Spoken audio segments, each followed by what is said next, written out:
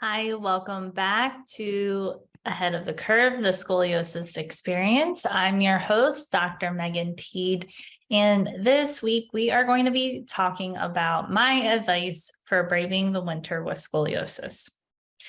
And I have 4 points that I'm going to be reviewing that will be helpful for you to kind of apply to your life if you live in a cold climate. I'm going to kind of joke around here a little bit, but my advice for you is to not live somewhere where you have a winter. Move south, somewhere warm, where you don't have to experience the cold and brave the cold. And I know that not everybody has that luxury. That's part of the reason I moved to South Carolina, was to skip a season, even though it does tend to get a bit cold here as of late. So it's November currently when I'm recording this, and generally November can be a pretty warm month for us, but not this year. It's been pretty cold. We're about to hit Thanksgiving here this week, and it's been in the 40s in the morning, 50s during the day, and we're usually in the 60s, 70s during this time of year. So I'm a little nervous for what's to come for the rest of the winter, because this is still fall. So we still have another month until we actually hit winter. All that to say, this episode, I'm going to be covering proper shoveling techniques, walking on ice, the importance of working on your balance, and wearing warm clothes and how that is helpful. So the first point here is making sure that you have a good shoveling technique. And if you have purchased my scoliosis movement bootcamp, or you've worked with me for any length of time, we've probably talked about at least the proper technique for sweeping or vacuuming. And it tends to be a very rotational type of activity. So same thing with shoveling. When you scoop up your snow, a lot of people keep their feet planted in one direction, and then they twist and they dump the snow over in whatever pile that they're using. If you must be shoveling and don't have the option for using a snowblower or asking for help, trying to keep yourself square to your shovel. So you can do kind of like the push and drag technique, where you're standing behind the shovel and you're just pushing to the side where you're scooping your snow. Or this is going to be taking a bit longer, being square to your shovel where you're scooping the snow, and then making sure that you're turning your feet in order to dump the snow off to the side. So avoiding keeping your feet planted in one spot while you are turning and discarding the snow. And next, I'm going to talk about walking on ice. So obviously, we really don't want to be falling in general. And we also really don't want to be falling with scoliosis. So, falls can cause compression fractures to happen. They can cause other fractures to happen all throughout the body. And then they can also cause contusions, muscle contusions, things of that sort. So we, as best as possible, want to avoid falling. So learning how to walk a little bit better on the ice. So just walking more gingerly and not landing heel toe. So if you land on the ice heel to toe, the tendency is for that heel to kind of slide out from underneath of you, and then for you to fall backwards. Walking more at the ball of the foot to heel when you are walking on ice or slippery surfaces, tends to give you a little bit better control of the situation versus walking either flat-footed or heel to toe. Kind of along the same lines as walking on ice is making sure that you're practicing your balance. And I feel like I have a lot of clients who, if you're listening to this, you're either rolling your eyes or laughing right now, because I love, love, love, love to have people continuously practicing their balance. And it's so, so important to continue to work that muscle. It's like any other muscle in the body. If you stop practicing balance activities, your balance will decline over time. There's just no way around it.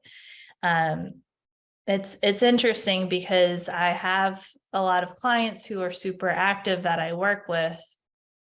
They play golf, they play pickleball, they go to the gym and lift weights, and they're in their 60s, 70s.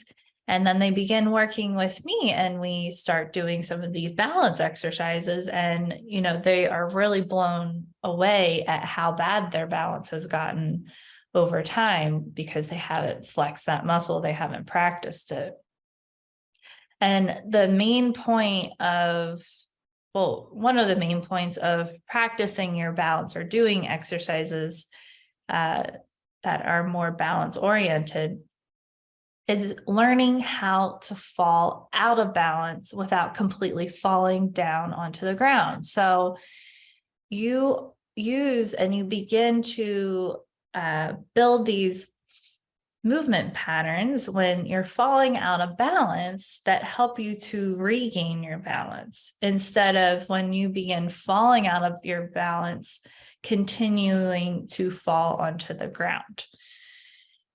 So that's something that is super important, especially to focus on around wintertime, cold weather.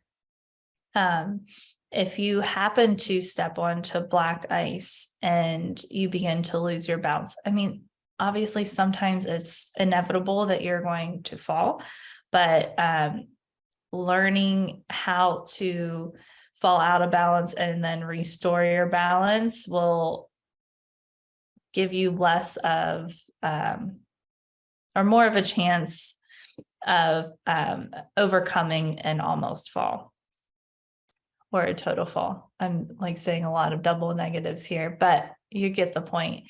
Practicing your balance is super important to navigate situations where you might be slipping and you want to avoid falling. And then finally, wearing warm clothes is essential during the winter time.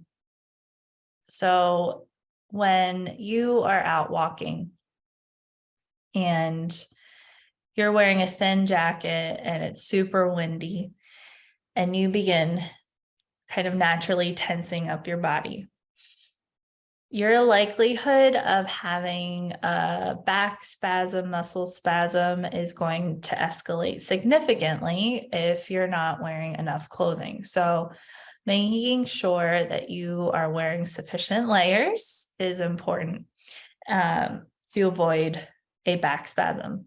The other thing that can happen if you aren't dressed warmly enough is you can end up leaking. So I'm talking about some urinary incontinence that happens. A lot of times people don't quite understand when they go out in the cold why they're peeing their pants, or why when they run and it's cold outside, they're also peeing their pants. They're losing their bladder control.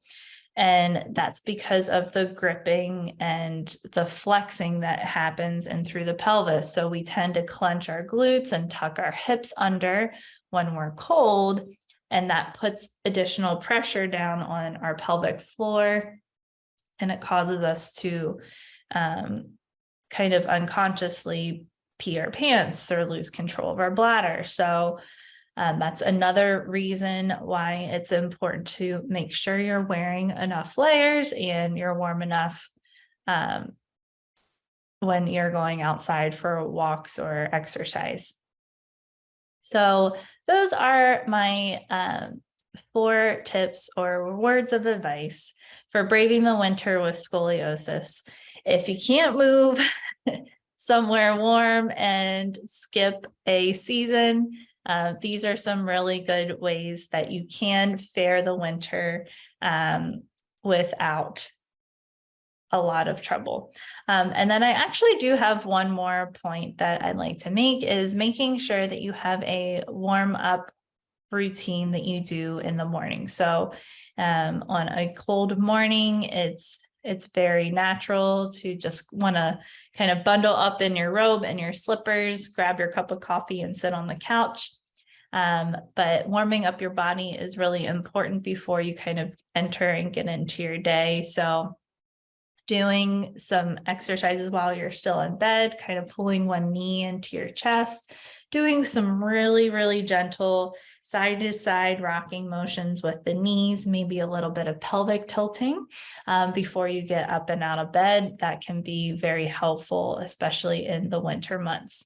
Sorry, I skipped that one. I almost forgot that one.